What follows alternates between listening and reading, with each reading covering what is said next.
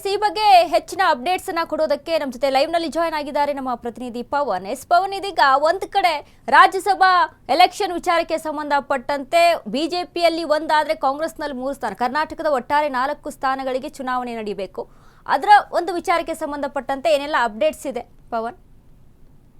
ವನಿತಾ, ದೇಶಾದ್ಯಂತ 24 ಸ್ಥಾನಗಳಿಗೆ ರಾಜ್ಯಸಭಾ ಚುನಾವಣೆ ಅನೌನ್ಸ್ ಆಗಿದೆ. ಕರ್ನಾಟಕದಲ್ಲಿ 4 ಸ್ಥಾನಗಳಿಗೆ ಚುನಾವಣೆ ಅನೌನ್ಸ್ ಆಗಿದೆ. ಸದ್ಯ ಈಗ ಹಾಲಿಯಾಗಿ ಮಲ್ಲಿಕಾರ್ಜುನ್ ಖರ್ಗೆ, ಎಚ್.ಡಿ. ದೇವೇಗೌಡರು, ಈರಣ್ಣ ಕಡಾಡಿ ಮತ್ತು ನಾರಾಯಣ್ ಬಾಂಡ್ಗೆ ಅವರು ಹಾಲಿ ಸದಸ್ಯರಿದ್ದಾರೆ. ಇವರು ಮುಂದುವರಿತಾರಾ ಏನು ಅನ್ನೋದು ಪಕ್ಷದ ಮುಂದಿನ ನಿರ್ಧಾರಗಳು. ಸದ್ಯಕ್ಕೆ ಕಾಂಗ್ರೆಸ್ನಲ್ಲಿ ಸಾಲು ಜನ ರಾಜ್ಯಸಭಾ ಟಿಕೆಟ್ಗೆ ಆಕಾಂಕ್ಷಿಗಳಿದ್ದಾರೆ. ಇದೇ ಜೂನ್ 18ನೇ ತಾರೀಕು ಮತದಾನ ಆಗುತ್ತೆ. ಜೂನ್ 18ನೇ ತಾರೀಕು ಸಂಜೆ ಅನೌನ್ಸ್ ಆಗುತ್ತೆ.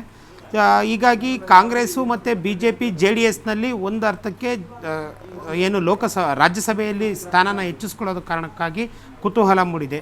NDAಗೆ ಇದೊಂದು ಪ್ರತಿಷ್ಠೆ ಆಗಿದೆ ಮತ್ತು ಕಾಂಗ್ರೆಸ್ಗೂ ಪ್ರತಿಷ್ಠೆ ಆಗಿದೆ. ಯಾಕೆಂದರೆ NDA ಈ ಸಾರಿ 24 ಸ್ಥಾನಗಳಿಗೆ ಇಡೀ ದೇಶಾದ್ಯಂತ ನಡೆಯೋ ರಾಜ್ಯಸಭಾ ಚುನಾವಣೆಯಲ್ಲಿ ಈ ಸಾರಿ 24 ಸ್ಥಾನಗಳ ಪೈಕಿ ಬಹುತೇಕ 18ರಿಂದ 16 ಸ್ಥಾನಗಳು ಗೆಲ್ಲೋ ಚಾನ್ಸಸ್ ಇದ್ದು, ರಾಜ್ಯಸಭಾ ಸ್ಥಾನಗಳ 16 ಸ್ಥಾನ ಗೆಲ್ಲುವ ಮುಖಾಂತರ ಬಹುಮತವನ್ನು ಮತ್ತಷ್ಟು ಜಾಸ್ತಿ ಮಾಡ್ಕೊಳ್ಳೋ ಚಾನ್ಸಸ್ ಇದೆ. ಕರ್ನಾಟಕದಲ್ಲಿ ಕಾಂಗ್ರೆಸ್ನಲ್ಲಿ ಸದ್ಯಕ್ಕೆ ಮಲ್ಲಿಕಾರ್ಜುನ್ ಖರ್ಗೆ ಎಗೇನ್ ಆಯ್ಕೆ ಆಗ್ತಾರೆ ಅನ್ನೋ ಸೂಚನೆ ಇದೆ. DK ಸುರೇಶ್ ಆಗಿರ್ಬೋದು, ಅಂಜಲಿ ನಿಂಬಾಳ್ಕರ್ ಆಗಿರ್ಬೋದು, ಮೋಹನ್ ತಾರ್ಕರೆ ಆಗಿರ್ಬೋದು, GC ಚಂದ್ರಶೇಖರ್, ಹೀಗೆ 5-6 ಜನದ ಪಟ್ಟಿ ಇದೆ. ಇನ್ನು BJP ಮತ್ತು ಕಾಂಗ್ರೆಸ್ ಮಧ್ಯೆ BJP ಮತ್ತು JDSನಲ್ಲಿ 1 ಸ್ಥಾನಕ್ಕಾಗಿ ಪೈಪೋಟಿ ಇದೆ ವನಿತಾ. ಅದರಲ್ಲಿ ದೇವೇಗೌಡರು ಪುನರಾಯ್ಕೆ ಮಾಡಲು BJP ಹೈಕಮಾಂಡ್ ಹಾಗೂ JDS ಒಲವನ್ನು ಹೊಂದಿದರೆ, ರಾಜ್ಯ BJP ನಾಯಕರು ಪೂರ್ತಿ ಇಲ್ಲ ನಮ್ಮ ಸ್ಥಾನವನ್ನು ನಮಗೆ ಉಳಿಸ್ಕೋಬೇಕು ಅನ್ನೋದು. ಅಂದರೆ ಏನು, ನಾರಾಯಣ್ ಬಾಂಡ್ಗೆ ಮತ್ತು ಇವರು ವೀರಣ್ಣ ಕಡಾಡಿ ಅವರ ಸ್ಥಾನವನ್ನು 1 ಸ್ಥಾನದ ಪೈಕಿ ನಮಗೊಂದು ಸ್ಥಾನ ಉಳಿಸ್ಕೋಬೇಕು ಅಂದ್ಕೊಂಡಿದ್ದಾರೆ. ಅದರಲ್ಲಿ ಸದಾನಂದ ಗೌಡರು ಹಾಗೆ ನಾರಾಯಣ್ ಬಾಂಡ್ಗೆನೆ ಮತ್ತೆ ಆಯ್ಕೆ ಮಾಡಬೇಕು ಅನ್ನೋ ಉದ್ದೇಶ ಇದೆ ವನಿತಾ. ಓಕೆ, ಥ್ಯಾಂಕ್ ಯು ಪವನ್ ನಿಮ್ಮೆಲ್ಲ ಅಪ್ಡೇಟ್ಸ್.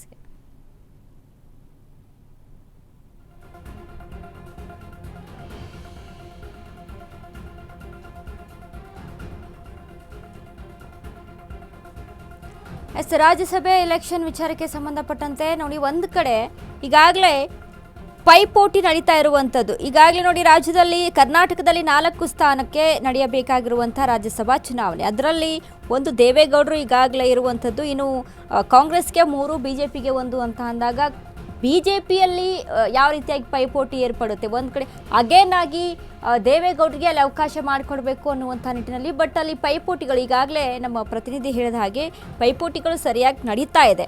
ಸೊ ಈ ವಿಚಾರಕ್ಕೆ ಸಂಬಂಧಪಟ್ಟಂತೆ ಮುಂದಿನ ನಿರ್ಧಾರಗಳನ್ನು ಯಾವ ರೀತಿಯಾಗಿ ತೆಗೆದುಕೊಳ್ತಾರೆ ಕಾದು ನೋಡಬೇಕು.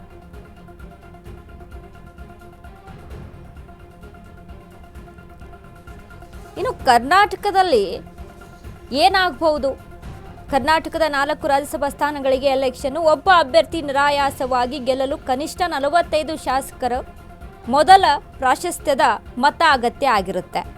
ವಿಧಾನಸಭೆಯ ಸಂಖ್ಯಾಬಲದ ಆಧಾರದ ಮೇಲೆ ಕಾಂಗ್ರೆಸ್ 3 ಸ್ಥಾನ, NDA ಮೈತ್ರಿಕೂಟ BJP ಪ್ಲಸ್ JDS ಇರುವುದಕ್ಕೆ ಸುಲಭವಾಗಿ 1 ಸ್ಥಾನ. ವಿಧಾನಸಭೆಯಲ್ಲಿ BJP ಪ್ಲಸ್ JDS ಬಲಾಬಲ 85 ಪ್ಲಸ್ 1 ಸ್ಥಾನ ಇರುವಂಥದ್ದು.